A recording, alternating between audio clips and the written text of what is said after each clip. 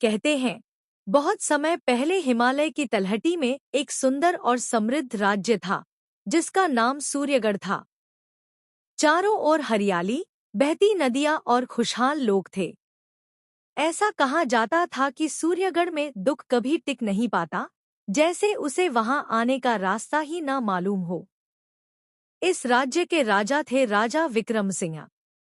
वे केवल वीर योद्धा ही नहीं, बल्कि अत्यंत न्यायप्रिय और दूरदर्शी शासक थे। वे प्रजा को अपनी संतान की तरह मानते थे और हर निर्णय सोच समझ कर लेते थे। उनकी रानी थी रानी वैदेही, जिनकी बुद्धि और करुणा की चर्चा दूर दूर तक होती थी। वे कोमल हृदय की थी, पर उनके विचार अत्यंत दृढ़ थे। राजा जहां तलवार से राज्य की रक्षा करते थे, वहीं रानी अपने शब्दों और व्यवहार से लोगों के दिलों की रक्षा करती थी। प्रतिदिन प्रातःकाल रानी वैदेही महल के बगीचे में जाती। वहां खिले फूलों के बीच बैठकर वे पक्षियों को दाना डालती और सेवकों से कहती कि कोई भी भूखा न लौटे। वे अक्सर कहा करती थी, जिस राज्य में निर्बल और बेसहारा सुरक्षित हों, वही सच्चा राज्य कहलाता है। उनकी यह बात पूरे महल में आदर के साथ सुनी जाती थी। एक दिन एक वृद्ध स्त्री रोती हुई महल के द्वार पर पहुंची। उसके वस्त्र फटे हुए थे और आंखों में पीड़ा साफ दिखाई दे रही थी। सिपाहियों ने उसे रोकना चाहा, पर जब यह बात रानी तक पहुंची तो उन्होंने तुरंत आदेश दिया, जो दुख लेकर आए, उसके लिए द्वार कभी बंद नहीं होते। वृद्धा को भीतर बुलाया गया।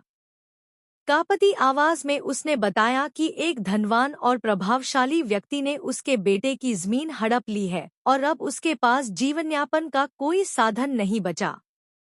रानी ने धैर्यपूर्वक उसकी बात सुनी और तुरंत राजा को बुलवाया।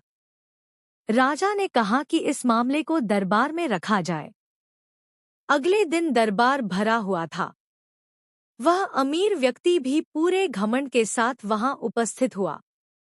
कई दरबारी उसके प्रभाव से भयभीत थे और आपस में धीरे धीरे बातें करने लगे कि उससे उलझना ठीक नहीं। तभी राजा विक्रम सिंह अपने सिंहासन से उठे और गंभीर स्वर में बोले, राजा के लिए न कोई बड़ा होता है, न छोटा। न्याय के सामने सब बराबर हैं। पूरी जांच की गई, गवाह बुलाए गए और सच्चाई सामने आ गई। जमीन वास्तव में वृद्धा के बेटे की ही थी। राजा ने तुरंत आदेश दिया कि जमीन वापस की जाए और दोषी को दंड दिया जाए। दरबार जयकारों से गूंज उठा। वृद्धा की आंखों से आंसू बहने लगे, पर इस बार वे खुशी के थे। रानी ने मुस्कुराते हुए कहा, यही सच्चा राजधर्म है, जहां सत्य की जीत होती है। समय बीतता गया, पर एक वर्ष ऐसा आया जब भाग्य ने राज्य की कठिन परीक्षा ली। वर्षा नहीं हुई, खेत सूखने लगे, नदियां पतली धाराओं में बदल गईं। धीरे धीरे अकाल की स्थिति बन गई। प्रजा के चेहरे पर चिंता और भय छा गया। राजा दिन रात उपाय सोचने लगे। वे बोले, खजाना सीमित है, यदि यह स्थिति लंबी चली तो हम सबको कष्ट होगा। तब रानी वैदेही ने शांत और दृढ़ स्वर में कहा, महाराज, सच्चा खजाना सोने चांदी का नहीं, प्रजा के विश्वास का होता है। यदि हम उनके साथ खड़े रहें, तो रास्ता अवश्य निकलेगा। उसी दिन रानी ने महल के रसोई घर में आदेश दिया कि अब से महल में केवल एक समय भोजन बनेगा और बचा हुआ सारा अनाज प्रजा में बांटा जाएगा। इतना ही नहीं, उन्होंने अपने बहुमूल्य आभूषण भी बेच दिए और उस धन से अनाज खरीदवाया। जब राजा ने यह देखा तो उनका हृदय भर आया। उन्होंने कहा, रानी, तुमने अपने गहनों का भी त्याग कर दिया। रानी ने विनम्रता से उत्तर दिया, यदि प्रजा भूखी हो, तो रानी के गहने किस काम के। यह बात धीरे धीरे पूरे राज्य में फैल गई और लोगों का विश्वास और भी गहरा हो गया। एक दिन रानी बगीचे में बैठी थी कि एक छोटी सी चिड़िया फुदकती हुई उनके पास आई।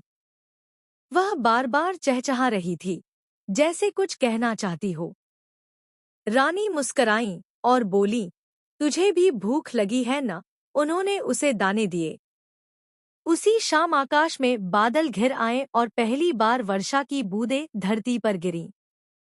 लोग इसे शुभ संकेत मानने लगे। कुछ ही दिनों में अच्छी वर्षा हुई और सूखी धरती फिर से हरियाली से भरने लगी। कुछ महीनों बाद सूर्यगढ़ फिर से समृद्ध हो गया। खेतों में फसलें लहलहाने लगीं, नदियां फिर से बहने लगीं और बच्चों की हंसी गलियों में गूंजने लगी। प्रजा ने दरबार में एक स्वर में कहा, यह राज्य तलवार से नहीं, दिल से चलता है। राजा विक्रम सिंह ने रानी का हाथ थामकर कहा, इस राज्य की सच्ची शक्ति तुम हो। रानी वैदेही ने मुस्कुराकर उत्तर दिया, और आपकी न्यायप्रियता। इस प्रकार सूर्यगढ़ का राज्य प्रेम, बुद्धि और न्याय के बल पर सदा फलता फूलता रहा।